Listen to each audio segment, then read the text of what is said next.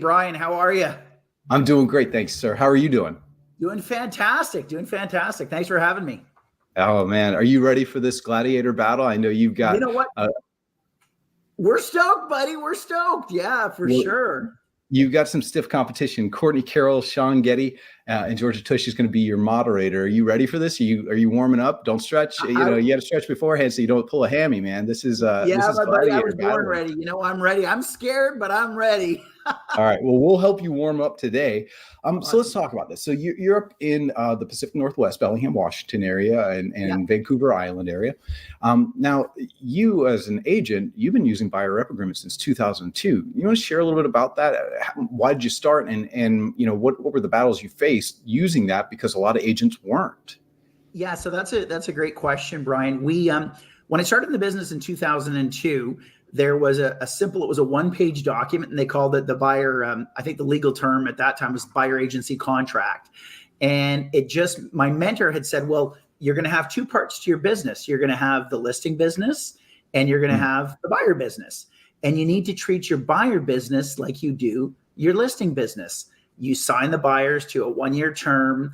They can easily exit at any point in time if they're not completely satisfied with the services promised, but you get their commitment up front. You have your fee put in, and as we know, fees are completely negotiable. And that's kind of how we've always treated it. So it's all I've ever known and all I've ever taught is to work with exclusive buyers agency agreements. And it really separates the rank amateur from the professionals as well. Yeah. And I love that. And by the way, you and I talked about this, and I know in the past, those who've used buyer rep agreements, that was kind of a fallback line for us to be able to say, hey, if we're not working out together for whatever reason, we're just going to rip this up. And so I'm a person who eats my own dog food. I follow my own advice. And when I say talk to your broker about details, I went and talked to my broker. I talked to Lauren and Holly about this and said, do you have guidance around this? Because this can be a tricky dialogue to be able to say, hey, I'm just going to rip this up. Because what we have to think about is, well, what happens with the homes we've already shown with that buyer? And here was what our amazing brokers had to say. What they said was, first, be careful how you phrase this. And you really need to think through and agree on what happens on any offers that your buyer clients want to submit on the properties you've already shown, and put that into the agreement, right? Don't just have it out there as a he said, she said. Make sure it's part of your agreement. Now, I want to talk about some of the objections you've had to deal with in the past in getting the buyer rep agreement. So we kind of talked about this kind of commitment thing. I can tear it up. Okay, cool. If that's the way you want to go, just be clear about that. Yeah. What about the commissions? The amounts that you've put in there, I'm sure you've had to deal with buyers going, wait, I got to pay that? Yeah, so great question. So again, we would, fees are completely negotiable. In the world that I create in and manifest in, fee is always only an issue in the absence of value. And so we are always tasked with bringing so much value to our clients that the fee becomes really a non-issue and just a small investment in getting the outcome that our clients are looking for. And so it really, Bryon, truly has never really been much of an issue. Again, because we've explained that most of the time, in the past, obviously we're in a completely new environment. And again, I really, really huge kudos to our team in leading the charge in transparency and dealing with this new and ever-changing fluid market that we're in throughout North America. And so that having been said, I've always kind of used the analogy of going to court, right? And so if you were going to court, would you use the same attorney that the plaintiff or the defendant was using, or would you have your own representation, right? Sure. Well, the home buying process for most, is a lovely process, but it can be adversarial. And so why would you not have your own professional, competent representation? And so as we do with our seller clients, we've always had a buyer representation strategy, which shows them how they can get the most home for the least amount of money in the least amount of time with the least amount of hassle, and to be able to secure the best rates. And even with our amazing EXP exclusives offering, I mean, it's just unbelievable the value that we're bringing to the table and how we're leading the charge. And again, that transparency in dealing with this ever-changing climate. Yeah, it's great. And by the way, I want to shout out to the marketing team. They have a great buyer consultation packet template in there to help you. For those of you who've never had a buyer consultation packet and you wonder, okay, well, what would I say my value proposition is? There's a great head start for you in the marketing center. And I'm sure our marketing folks are going to be sharing more about that pretty soon. And you talked about this too, this whole idea of Holly and Lauren were talking about the single property form, right? And do I do that?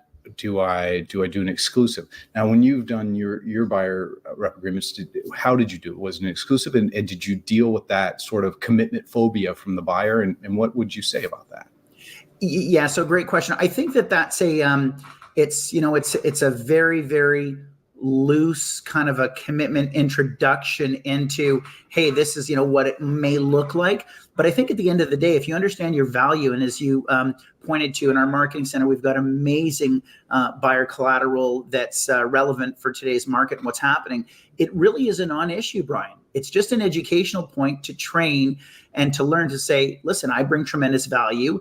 I know that our average days on market is, say, 32 when we're representing buyers, and yet the industry average is, my goodness, it's 64 or whatever. So we're getting the buyers quicker, and our sold to ask ratio is X, and the industry average is higher. And so if you can clearly demonstrate that, it really becomes a non-issue. So it's about knowledge of knowing your numbers, leveraging, obviously, we're the number one real estate company in the United States for units sold, according to that little company called Realty. So I think it's pretty accurate to say that. And so you can leverage our amazing success and stats and just incorporate that into your presentation. And again, I have a class that we teach every Thursday at 9 a.m. Pacific time. That's 12 noon Eastern time in EXP World University Auditorium, called Role Play Clinic. And, we're really teaching to this right now and working on it and getting amazing success and traction.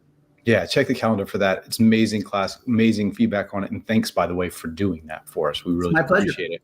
It's funny. You mentioned that. So I shared the team leader call we're going to have later today, where we talk to team leaders.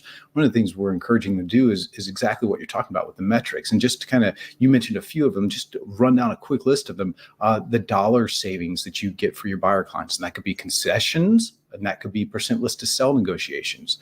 The average homes tour before your buyers write an offer, right? The lower, the better, both for you, by the way, not being a taxi cab driver, and also for your buyer clients, not wasting time. Average time for active search, offer acceptance rate, right? How often do your buyer offers get accepted? Because that could position you, especially in tight markets.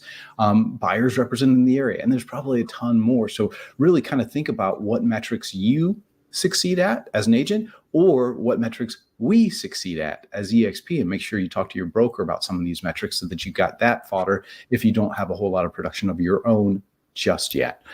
So let's talk about the buyer representation agreement close. Aside from, sign here, press hard, 3 copies, what's your favorite buyer representation agreement close? I love that. And so again, the close really becomes the consummation of the relationship based on doing all the upfront work properly and extensively, and it really becomes the natural conclusion, right? And so we would go into our presentation, finish the buyer presentation, and just assume that they're going to work with us and get their okay on the paperwork. And it's really as simple as that, Bryon. And it really is a non-issue if the upfront work and the agreement has been explained properly. Yeah. Okay. So that close would look like, Bryon, that close would just look like this, So Bryon, you do agree that we can probably get the job done for you, right? And get you involved in the home of your dreams you're looking for in the shortest amount of time for the least amount of money? Does that make sense? Sure sounds like that. Yeah. So why don't you pay us the ultimate compliment and just okay our representation agreement? And again, if you're not completely satisfied, you can cancel this at any point in time. Is that okay? Sounds great. All right. I like it. Simple as that, right? Asking for the business doesn't have to be complicated, especially if you set yourself up for success. And speaking of this, so there's one of two things that happen when you get pressed with these types of objections and things like that. One is you cave, right? And that's not always a bad thing. I don't mean to say it like you cave. Fall back trenches, right? Maybe you want the exclusive agreement. They're not willing to. So when the buyer, right, go back to the single property. But that's a personal choice that you'll have to make. And the other thing that you can choose is to hold your ground. And the difference being that if I've got another buyer consultation or two later that afternoon, it's a very different mindset, right? Same with listings where the seller is saying, well, I think my double wide, yeah, $50,000 sounds right, but I think we can get $1 million. Do you take that listing, right? Well, maybe if you don't have any other prospects on the horizon, maybe not if you have plenty, right? Maybe you just refer that listing out to somebody down the street. So let's talk about lead generation and any tips and advice for us. I know you do a lot of scripting around lead gen and things like that. Can you give us basic advice about lead generation?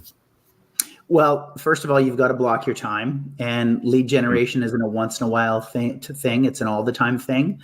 And so I'm very big on time blocking, generally daily, Monday through Friday, between 9 and 11 a.m. That's for outbound, new lead generation and not follow up with old leads. And so that can be sphere of influence reach outs. That can be, solicitation for sale by owners, expired listings, circle prospecting, leveraging market activity. But it's a focused concentration for a short period of time, and ideally 4 to 5 days a week. And Bryon, what you and I both know is that anyone that has those disciplines in place generally is massively successful, right? So.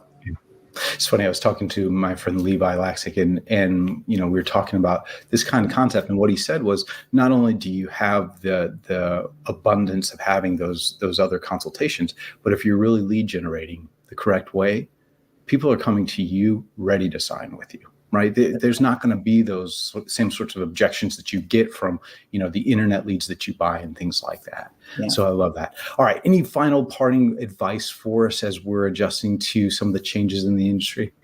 Yeah, I think just to speak to the lead generation component as well, is be tied to the habit, not the outcome. Develop the habit, right? We were talking about the 200 and 600 pound when we were having our conversation this week, but be tied to the habit, folks.